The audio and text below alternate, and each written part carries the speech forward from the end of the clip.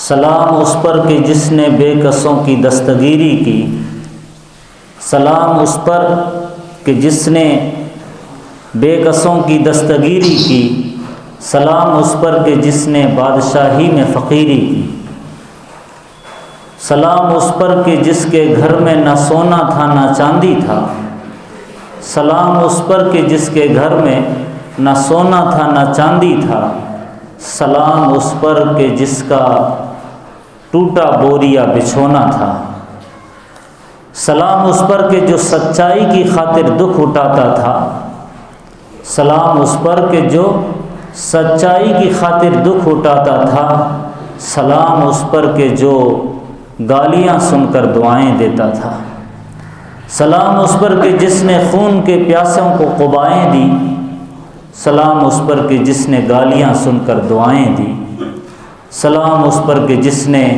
فضل کے موتی بکھیرے ہیں، سلام اس پر کہ جس نے فضل کے موتی بکھیرے ہیں، سلام اس پر کہ جس نے بروں کو فرمایا کہ میرے ہیں، سلام اس پر کہ جس نے بروں کو فرمایا کہ میرے ہیں۔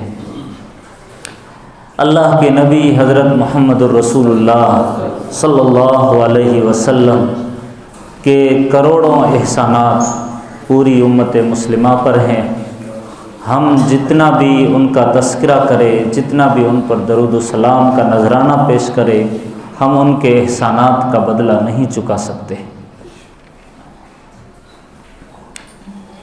پچھلے جمعے میں جیسا کہ میں نے یہ اعلان کیا تھا کہ نبی کریم صلی اللہ علیہ وسلم کی سیرت طیبہ کا جاننا میرے لیے، آپ سبھی کے لیے جاننا ضروری ہے، بلکہ فرض ہے۔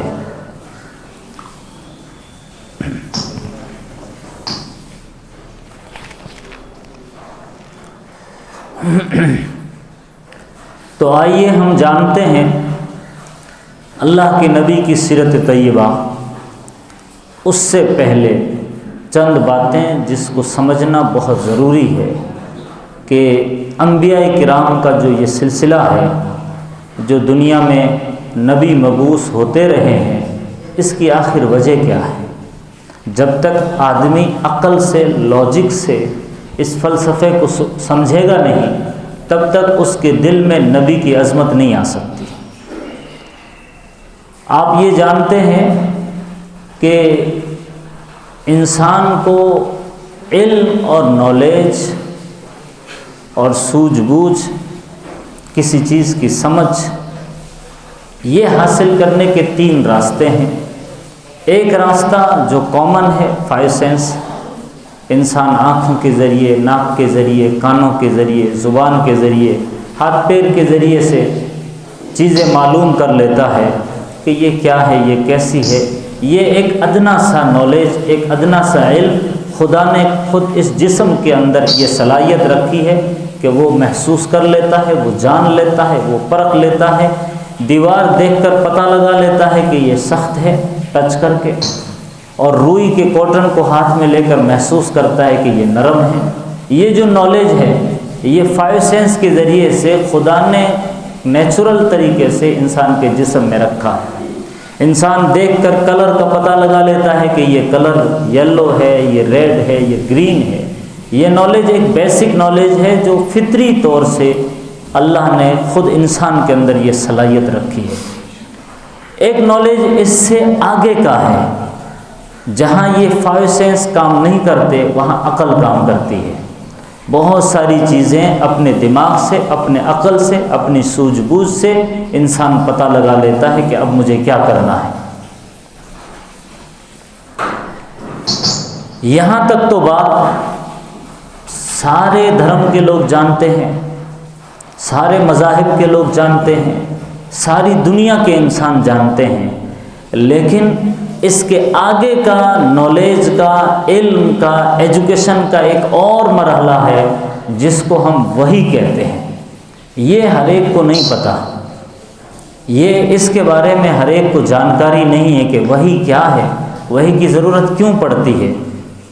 ہمارا خود دماغ یہ بولے گا کہ اب مجھے وحی کی ضرورت ہے اگر انسان سمجھ لے۔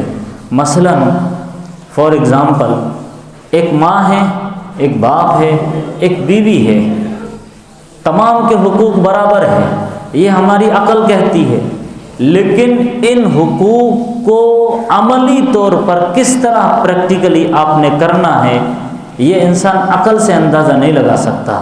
ماں کو کہاں ترجیح دینی ہے، باپ کو کہاں ترجیح دینی ہے، بیوی کو کہاں ترجیح دینی ہے، اس میں جو اس نے تمام کے حقوق کو ملحوظ رکھنا ہے، یہاں انسان کو کسی انبیائی سسٹم کی، آسمانی سسٹم کی اور وحی کے سسٹم کی، جو نبیوں کے ذریعے سے اللہ اس نالج کو دیتا ہے، وہ سوجھ بوجھ وحی کے ذریعے سے آتی ہے۔ آپ کو نماز پڑھنی ہے، قرآن میں یہ کہا گیا نماز پڑھنی ہے، لیکن یہ نماز کیسے پڑھنا ہے، کس طرح پڑھنا ہے، انسان عقل سے اندازہ نہیں لگا سکتا، اس کے لیے وحی کی ضرورت پڑتی ہے۔ پڑوسی کے حقوق ہے، کس حد تک، کہاں تک، کتنا اس کا لحاظ رکھنا ہے،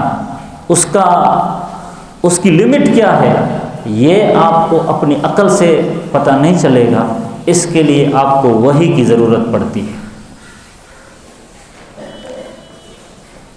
اسی طریقے سے میرے لیے دنیا میں کیا حلال ہے کیا حرام ہے، یہ انسان عقل سے اندازہ نہیں لگا سکتا۔ جس معاشرے میں ہم رہتے ہیں، لوگ حرام بھی کھاتے ہیں، حلال بھی کھاتے ہیں، اگر اس کے پاس وحی کا یہ سسٹم نہ ہو، جو آسمان کے ذریعے سے یہ نالج آیا ہے، یہ نہ ہو تو پھر انسان تمیز نہیں کر سکتا، فرق نہیں کر سکتا، وہ حرام میں بھی مبتلا ہو جاتا ہے۔ بہت سارے لوگ دنیا میں ہیں حرام جانور کھاتے ہیں، کیا ان کے پاس عقل نہیں ہے؟ عقل ہے۔ کیا ان کے پاس 5 سینس نہیں ہے؟ لیکن وحی نہیں ہے، وحی نہ ہونے کی وجہ سے وہ حرام جانور بھی کھاتے ہیں۔ اللہ نے ہمارے پاس ایک وحی کا ایک عظیم الشان سلسلہ دیا، وحی کا ایک عظیم الشان سسٹم دیا، جس کو نبیوں کے ذریعے سے ہم نے سمجھا۔ وہ یہ بتاتا ہے کہ یہ حلال ہے، یہ حرام ہے، یہ کرنا ہے، وہ نہیں کرنا ہے، ایسے رہنا ہے، ایسے چلنا ہے، اس طرح بولنا ہے، اس طرح اپنی طہارت کرنا ہے، اس طرح سونا ہے، بیت الخلاء میں اس طرح داخل ہونا ہے، نکلنا اس طریقے سے۔ یہ سارے طور طریقے آپ کو وحی کے ذریعے سے پتہ چلتے ہیں۔ اب ظاہر ہے وحی کے ذریعے سے جب پتہ چلتے ہیں تو وحی ڈائریکٹ اللہ آپ کے دل میں نہیں ڈالتا۔ اللہ اپنے ایک بندوں کو، چند بندوں کو چنتا ہے، ان بندوں سے اللہ بات کرتا ہے، کبھی فرشتے کے ذریعے، کبھی ڈائریکٹ، کبھی پردے کے پیچھے سے، کبھی زور سے ایک آواز نبی سنائی دیتا ہے۔ وحی کے آنے کے الگ الگ طریقے تھے۔ آسمانوں سے جو وحی آتی تھی، کبھی جبریل اپنی اوریجنل شکل میں آتے تھے، اینجل کی شکل میں، کبھی جبریل انسان کے روپ میں آتے تھے۔ عموماً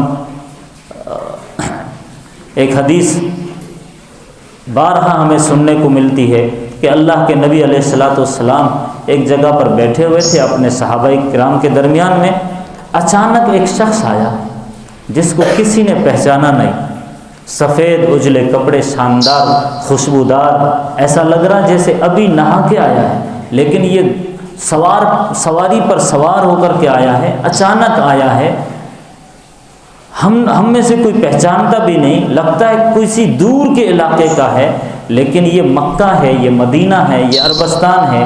یہاں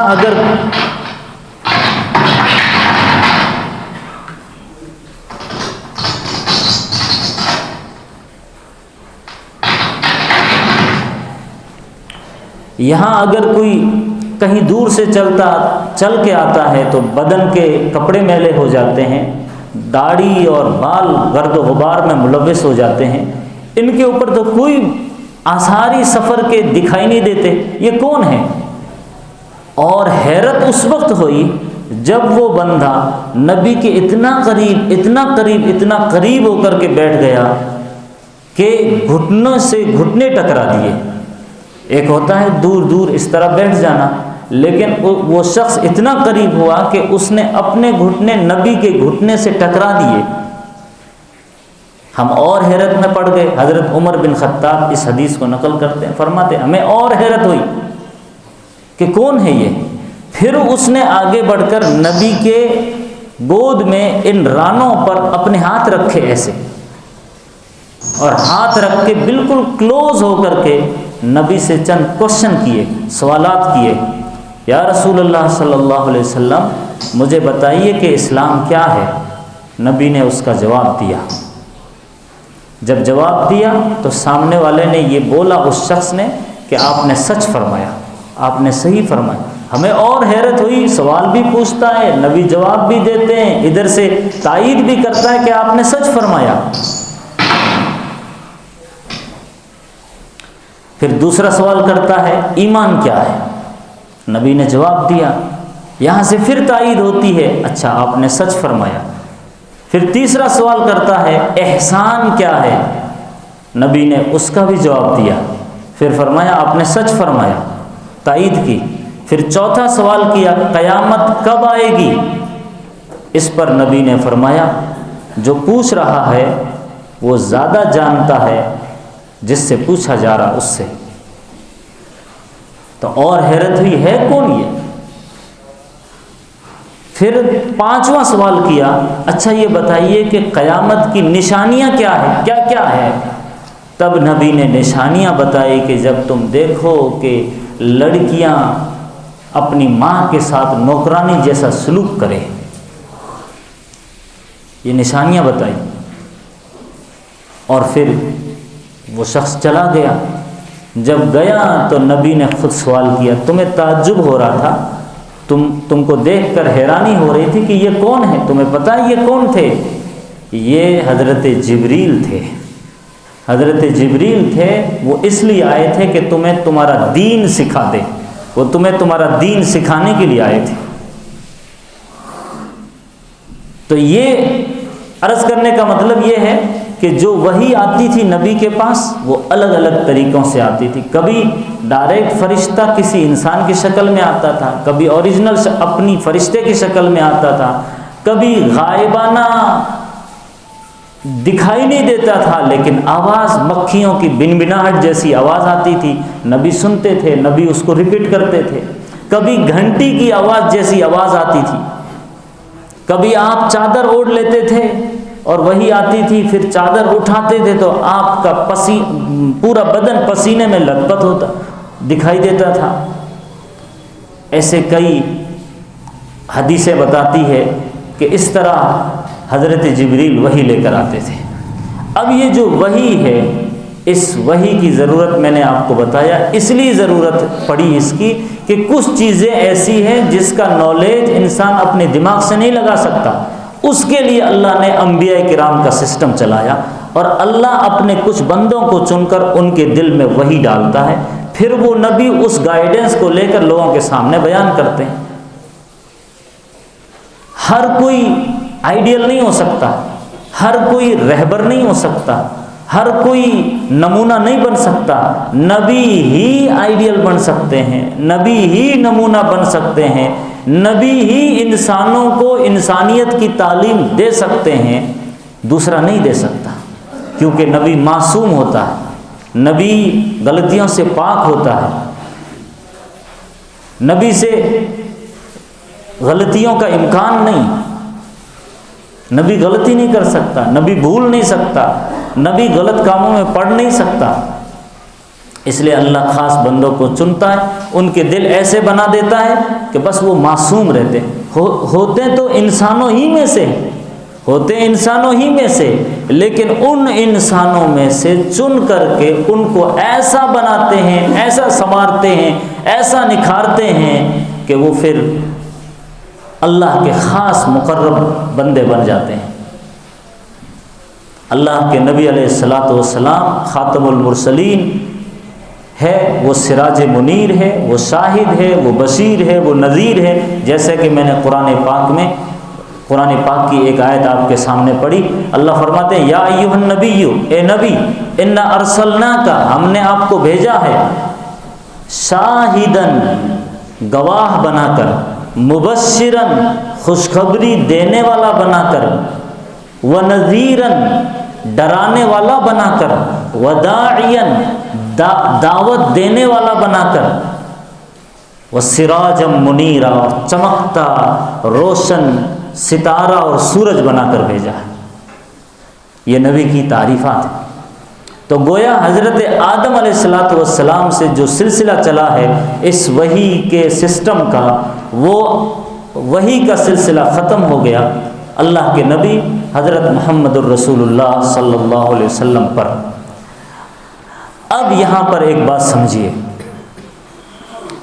دنیا میں بڑے بڑے لوگ آئے ہیں، سکندر آیا، سکندر اعظم، پوری دنیا پر راج کیا، لیکن وہ ہمارے لیے آئیڈیل نہیں ہے۔ ملکوں کو فتح کیا، شہروں کو فتح کیا، علاقوں کو فتح کیا، اپنی تلوار کی نوک پر علاقے کے علاقے اس نے پلٹ دیے، لیکن وہ ہمارے لیے آئیڈیل نہیں بن سکتا۔ اسی طریقے سے ایران کا بادشاہ دارا، خسرو پرویز، ایسی ایسی بڑی ہستیاں آئی، لیکن وہ بھی ہم انسانوں کے لیے رہبر، آئیڈیل، نمونہ نہیں بن سکتے کہ اس کو دیکھ کر آپ نے زندگی گزارنی ہے، نہیں بن سکتے، نہ بن پائے۔ قیصر آیا، روم کا بادشاہ، تخت و تاج اور سونے اور ہیرے جواہرات سے مڑے ہوئے لباس پہننے والے، ہزاروں خزانے ان کے قبضے میں، لیکن وہ ہمارے لیے آئیڈیل نہیں بن سکتے۔ دارا، سکندر، اسی طریقے سے قیصر، اور اسی طریقے سے پڑھے لکھے لوگ بھی دنیا میں بہت سے گزرے۔ ارسطو، جس کے لٹریچر یونیورسٹی اور کالجز میں پڑھائے جاتے رہے، لیکن وہ ہمارے لیے آئیڈیل نہیں بن سکے۔ ہاں، ان کی تھیوریز پڑھائی گئی، لیکن انہوں نے اخلاق نہیں سکھائے، کیریکٹر نہیں سکھائے، انسان نے زندگی کیسے گزارنا ہے وہ نہیں سکھائے۔ نالج بہت دیا، لیکن لوگوں میں شرم اور حیا آ جائے، بے شرمی نکل جائے، یہ نہیں سکھا پائے۔ افلاطون، جالینوس، یہ ڈاکٹری فیلڈ کے ماہر حکیم مانے جاتے ہیں، افلاطون، جالینوس، یہ ہمارے لیے آئیڈیل نہیں بن سکے، کیونکہ آئیڈیل بننے کے لیے 4 شرطیں ضروری ہیں۔ آپ جس کو دیکھ کر زندگی گزارنا چاہتے ہیں، اس میں 4 کوالٹیز ہونا چاہیے، 4 شرطیں ہونا چاہیے۔ بڑے بڑے لوگ دنیا میں گزرے ہیں، آپ ان میں 4 یہ باتیں ڈھونڈیے، اگر وہ 4 باتیں ان میں پائی جاتی ہے تو وہ ہمارے آئیڈیل ہیں، ہمارے نمونہ ہیں، ہمارے دائی ہیں، ہمارے رہبر ہیں، اور یہ نہیں ہے تو پھر ہم ان کی زندگی کو فالو نہیں کر سکتے۔ مہاتما گوتم بدھا، لوگ ان کو فالو کرتے ہیں، لیکن ہمارے وہ آئیڈیل نہیں ہیں۔ وہ اس لیے نہیں کہ ان میں یہ 4 شرطیں نہیں پائی جاتی۔ ان کی ایک مختصر سی زندگی ہے، نیپال سے اٹھتے ہیں اور بہار اور پٹنہ اور گیا، پھر بنارس، اس علاقے میں گھومتے ہیں۔ ان کے اوپر ایک حقیقت کا انکشاف ہوتا ہے، وہ واعظ اور نصیحت کرتے ہیں۔ چند دنوں میں وہ جنگل بیابانوں میں گھومتے ہیں، پھر اس کے علاوہ ان کی زندگی کا کوئی نام و نشان ہسٹری اور تاریخ میں نہیں ملتا، تو ہمارے آئیڈیل نہیں بن سکتے۔ اسی طریقے سے حضرت موسیٰ علیہ السلام وقت کے نبی تھے، لیکن ان کی زندگی بھی آج ہمارے لیے آئیڈیل نہیں ہے۔ وہ نبی تھے، ہم نے مانا، ہمارا عقیدہ ہے، لیکن ہمارے لیے وہ ابھی یہودیوں کے وہ آئیڈیل کسی زمانے میں رہے، لیکن ہمارے وہ آئیڈیل نہیں ہے، رہنما نہیں ہے۔ ہم مانتے ہیں نبی تھے، لیکن ان کی تعلیمات کو اب نہیں مانیں گے، کیونکہ ہمارے سامنے 4 شرطیں رہنی چاہیے۔ حضرت موسیٰ کی زندگی، مصر کے محل میں پڑھتے ہیں، بڑے ہوتے ہیں، جوان ہوتے ہیں، وہاں پر 2 آدمی جھگڑا کرتے ہیں، ایک آدمی ان کو مدد کے لیے بلاتا ہے، حضرت موسیٰ جا کر سامنے والے کو ایک مکہ مارتے ہیں، وہ مر جاتا ہے، ڈر کے مارے وہاں سے نکل جاتے ہیں، مصر چھوڑ دیتے ہیں اور مدین کے علاقے کا رخ کرتے ہیں۔ مدین جا کر حضرت شعیب علیہ السلام کی بیٹی صفورہ سے ان کا نکاح ہوتا ہے، نکاح کر کے چند سال وہاں رہتے ہیں، واپسی پر کوہ طور کے پاس میں اپنی بیوی کو بچہ ہونے والا رہتا ہے، آگ لینے کے لیے جاتے ہیں، جیسے ہی کوئی طور پر پہنچتے ہیں کیونکہ وہ روشنی دکھائی دی تو دوڑے آگ لینے کے لیے، زچگی کے حالت میں آگ کی ضرورت پڑتی ہے، وہ آگ لینے گئے اور اللہ نے نبوت سے سرفراز کر دیا، اللہ نے نبی بنا دیا۔ سورہ طٰہٰ کے اندر اس کا ذکر ہے، موسیٰ علیہ السلام کو حکم ہوا کہ جوتے اتار دو، اِنَّكَ بِالْوَادِ الْمُقَدَّسِ طُوًى، آپ مقدس وادی میں کھڑے ہیں، وَأَنَا اخْتَرْتُكَ، میں نے آپ کو چن لیا ہے نبوت کے لیے، فَاسْتَمِعْ لِمَا يُوحَىٰ، میں جو بول رہا ہوں دھیان سے سنو، اِنِّي أَنَا اللَّهُ، میں اللہ ہوں، لا الہ الا انا فاعبدنی، میرے علاوہ کوئی معبود نہیں، میری ہی عبادت کرو، وَأَقِمِ الصَّلَاةَ لِذِكْرِي، نماز قائم کیجئے مجھے یاد کرنے کے لیے۔ ہاتھ میں کیا ہے؟ بولے یہ عصا ہے، یہ عصا ہے۔ حضرت موسیٰ نے کہا میں اس سے جھاڑ کو جھاڑتا ہوں، پتے گرتے ہیں، جانور چرتے ہیں، کہا کہ اس کو زمین پر ڈالو تو وہ سانپ بن گیا، یہ ایک معجزہ دیا۔ یہ ہاتھ دکھاؤ، اپنا ہاتھ دکھایا، کہا اس کو بغل میں ڈالو، بغل میں ڈالا تو وہ ایک دم یہاں سے ایک روشنی، ایک چاند جیسا، ایک سورج جیسا، ایک چمک یہاں سے دکھائی دینے لگی۔ یہ دو معجزے دیکھ کر بھیجا، اب جاؤ فرعون کو اسلام اور ایمان کی دعوت دو، ایک خدا کی دعوت دو۔ تو پھر حضرت موسیٰ گئے، وہاں سے پھر فرعون سے مقابلہ ہوا اور فرعون کے جادوگروں سے مقابلہ ہوا، وہاں سے پھر وہ اپنی قوم کو لے کر مصر چھوڑتے ہیں اور شام اور عرب کے علاقوں کی طرف رخ کرتے ہیں، نکل جاتے ہیں، بیچ میں دریا آتا ہے، فرعون کا لشکر اور فرعون ڈوب جاتا ہے، حضرت موسیٰ پار ہو جاتے ہیں اور جہاں سے ان کا اوریجنل وطن تھا ملک شام، وہاں واپس چلے جاتے ہیں اپنی قوم کو لے کر۔ بیچ راستے میں حضرت موسیٰ کا انتقال ہوتا ہے، لمبی کہانی، بس اس مختصر سے اس زندگی کے علاوہ حضرت موسیٰ کی تعلیمات کا کوئی ذکر نہیں ملتا، اگر تھا تو وہ یہودیوں نے مٹا دیا، ہیرا پھیری کر دی، سب ختم کر دیا۔ حضرت عیسیٰ کی زندگی ہمارے لیے نمونہ نہیں، لوگ حضرت عیسیٰ کو فالو کرتے ہیں، ہمارے لیے وہ آئیڈیل نہیں، ہمارے لیے وہ نمونہ نہیں۔ ہاں ایک نبی کی حیثیت سے ہمارا عقیدہ ہے کہ وہ اللہ کے برحق سچے نبی تھے۔ حضرت عیسیٰ پیدا ہوتے ہیں، پیدا ہونے کے چند سال بعد غائب ہو جاتے ہیں، 30 سال غائب رہتے ہیں۔ 30 سال کے بعد سمندر کے کنارے کچھ لوگ دیکھتے ہیں کہ وہ مچھلی پکڑنے والے لوگوں کو واعظ و نصیحت کر رہے ہیں، وہاں سے وہ پھر آبادی اور لوگوں کے اندر آتے ہیں اور پھر دین کی، اسلام کی، ایک اللہ کی دعوت دیتے ہیں۔ 3 سال رہتے ہیں، اس کے بعد اللہ دوبارہ آسمانوں پر حضرت عیسیٰ کو اٹھا لیتے ہیں۔ صرف 33 سال ان کی عمر گزری، 3 سال کی ہسٹری ان کی مختصر محفوظ ہے، اس کے علاوہ کی زندگی محفوظ نہیں۔ لیکن آپ قربان جائیے آخری نبی حضرت محمد الرسول اللہ صلی اللہ علیہ وسلم پر کہ جن کے اندر یہ چاروں صفات موجود تھی، یہ چاروں شرطیں پائی جاتی تھی۔ نمبر 1 وہ تاریخی تھے۔ اب اس کو ہم سمجھیں گے، یہ جب تک آپ نہیں سمجھیں گے، خاص طور سے نوجوان نسل، تب تک آپ کے دل میں نبی کی عقیدت آئے گی نہیں آئے گی، نبی کی محبت نہیں آ سکتی، کیونکہ نوجوان جس کلچر میں زندگی جیتا ہے، کالج وغیرہ میں، دوست و احباب میں، وہ یہ سمجھتا ہے وہ بھی صحیح، وہ بھی صحیح، تم بھی صحیح، تم بھی صحیح، سب صحیح، سب اپنا اپنا کام کرو، سب صحیح۔ جب تک اس کے دل میں یہ عقیدہ نہیں بیٹھے گا کہ میں جس دھرم کو، جس مذہب کو، جس نظریے کو مانتا ہوں، جس تھیوری کو مانتا ہوں وہی صحیح، وہی برحق، تب تک اس کے دل میں یہ تمنا نہیں جاگے گی کہ اب یہ نظریہ میں دوسروں کو دوں، ورنہ یہ جہنم کے راستے پہ جا رہے ہیں، یہ دوزخ کے راستے پر جا رہے ہیں، یہ غلط راستے پر جا رہے ہیں۔ اور جب بندہ یہ سوچے گا یہ بھی صحیح، وہ بھی صحیح، سب صحیح، رام رحیم سب برابر ہے، تب تک یہ نظریہ جب تک رہے گا، ظاہر ہے وہ داعی نہیں بنے گا، وہ ایک خیر امت کا جو خطاب اس امت کو دیا گیا اس کا حق ادا نہیں کر سکتا۔ نبی کے اندر یہ چاروں صفات پائی جاتی تھی۔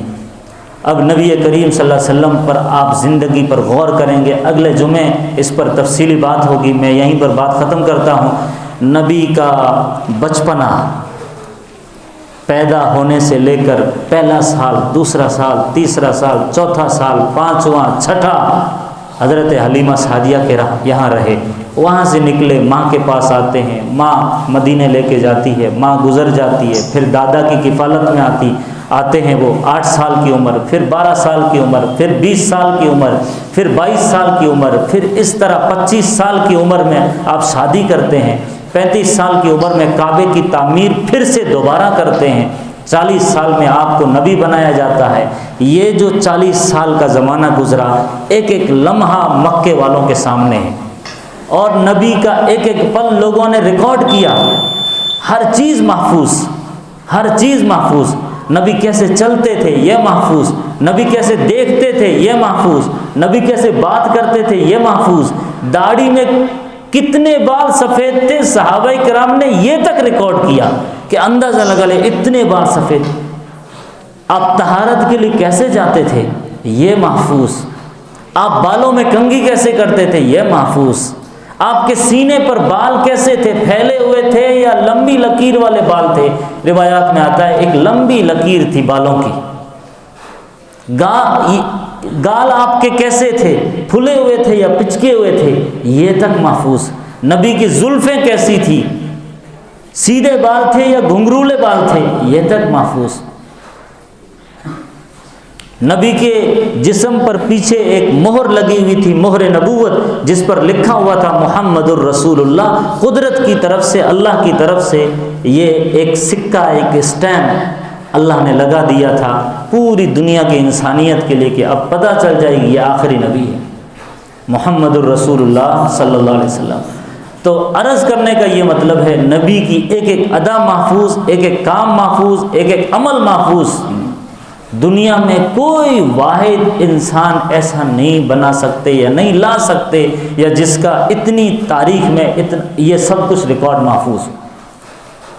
اب یہ چاروں شرطوں کے اعتبار سے آپ پرفیکٹ تھے، تاریخی اعتبار سے آپ پرفیکٹ، کاملیت کے اعتبار سے آپ پرفیکٹ، جامعیت کے اعتبار سے آپ پرفیکٹ، عملیت کے اعتبار سے آپ پرفیکٹ۔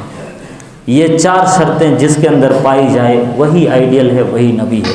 تو انشاءاللہ اس پر اگلے جمعے گفتگو ہوگی۔ اللہ سے دعا فرمائے اللہ مجھے آپ سب کو نبی کریم صلی اللہ علیہ وسلم سے سچی محبت